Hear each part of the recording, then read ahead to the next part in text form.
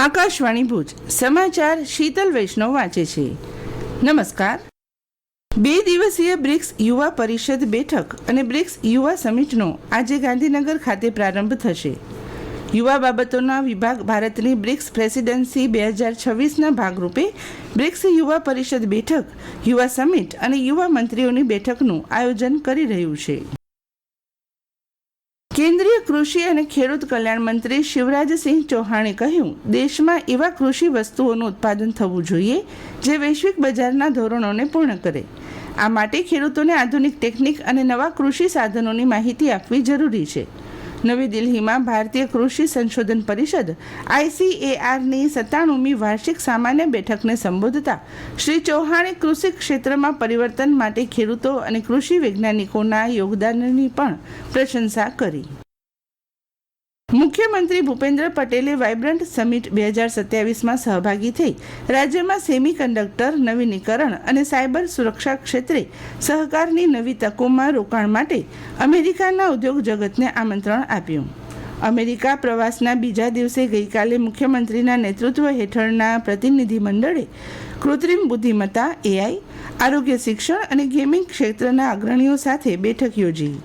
શ્રી પટેલે ગુજરાતને માત્ર રોકાણ સ્થળ તરીકે નહીં, પરંતુ ભાવિ ટેકનોલોજી, નવીનીકરણ માળખું અને પુરવઠા શૃંખલાના નિર્માણ માટે લાંબા ગાળાના ભાગીદાર તરીકે અપનાવવા વૈશ્વિક કંપનીઓને આહવાન કર્યું. દેશભરમાં અત્યાર સુધી 2 કરોડથી વધુ બાળકોના બાયોમેટ્રિક અપડેટ કરાયા. ભારતીય વિશિષ્ટ ઓળખ સત્તામંડળ UIDAIએ ગત સપ્ટેમ્બરમાં શરૂ થયેલા બાળકોના આધાર બાયોમેટ્રિક અપડેટના અભિયાનમાં આ સિદ્ધિ હાંસલ કરી. અભિયાન અંતર્ગત 1,56,000થી વધુ શાળાઓમાં બાળકોને આધાર બાયોમેટ્રિક અપડેટની સુવિધા અપાઈ. રાજ્યમાં ચૂંટણી પંચની મતદાર યાદીને વધુ ક્ષતિરહિત અને વિશ્વસનીય બનાવવા માટે હાથ ધરાયેલા મતદાર યાદી ખાસ સઘન સુધારણા કાર્યક્રમ 2026 SIRમાં રાત દિવસ મહેનત કરતા ફિલ્ડ કર્મચારીઓ માટે વિશેષ ભથ્થાની જાહેરાત કરવામાં આવી છે. આ નિર્ણય અનુસાર કચ્છના 2012 સહિત રાજ્યભરના BLO અને સુપરવાઇઝરોને તેમના વાર્ષિક વેતનની સાથે હવે વધારાનું એક વખતનું ખાસ ભથ્થું ચૂકવવામાં આવશે. અગાઉ આ કામગીરી માટે માત્ર ₹2,000નું ભથ્થું મંજૂર કરાયું હતું, જેમાં હવે મોટો વધારો કરવામાં આવ્યો છે. આ વિશેષ વન ટાઈમ ભથ્થું કર્મચારીઓને દર વર્ષે મળતા નિયમિત વાર્ષિક માનદ વેતન કરતાં તદ્દન અલગ છે. જિલ્લાના ગાંધીધામ અને અંજારમાંથી 32 કરોડ રૂપિયાની સાયબર છેતરપિંડી મામલે 4 શખ્સની ધરપકડ કરવામાં આવી છે.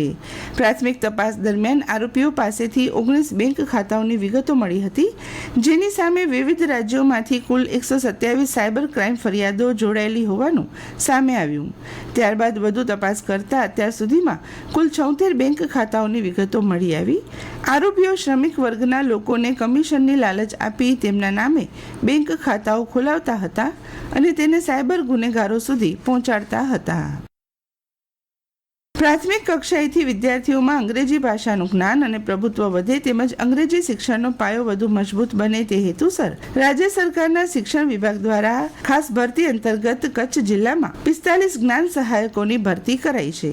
જિલ્લા પ્રાથમિક અને માધ્યમિક શિક્ષણાધિકારી સંજય પરમારે જણાવ્યું હતું કે જે પ્રાથમિક શાળાઓમાં અંગ્રેજી ભાષાના શિક્ષકની ઉપલબ્ધતા નથી અને વિદ્યાર્થીઓની સંખ્યા વધુ છે તેવી શાળાઓને ધ્યાનમાં રાખીને આ ખાસ ભરતી કરાઈ છે.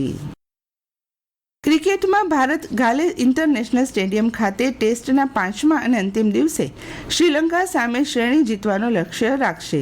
શ્રીલંકાને 372 રનનો લક્ષ્યાંક આપ્યા બાદ ભારતને મેચ જીતવા માટે ફક્ત 6 વિકેટની જરૂર છે.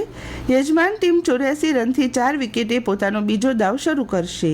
ઋષભ પંતે 69 બોલમાં 8 ચોગ્ગા અને 2 છગ્ગા ફટકારીને ઝડપી 66 રન બનાવ્યા હતા. તેઓ ટેસ્ટ ક્રિકેટમાં 100 છગ્ગા ફટકારનાર પ્રથમ ભારતીય બેટ્સમેન બન્યા છે. ગઈકાલે બપોર બાદ ગાંધીધામ શહેર અને આસપાસના વિસ્તારોના વાતાવરણમાં અચાનક પલટો જોવા મળ્યો હતો. શહેરમાં અચાનક તીવ્ર ગતિએ પવન ફૂંકાવાની શરૂઆત થઈ હતી અને જોતજોતામાં આકાશમાં કાળા ડિબાંગ વાદળો છવાઈ ગયા હતા. અને આ સાથે આજનું સમાચાર બુલેટિન પૂરું થયું. નમસ્કાર.